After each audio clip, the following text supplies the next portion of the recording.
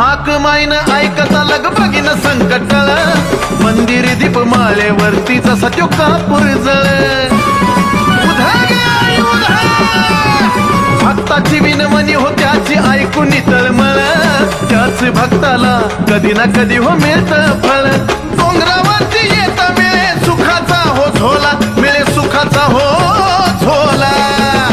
मग आई राजा राजा बुध बोला आई राजा राजा बुध बोला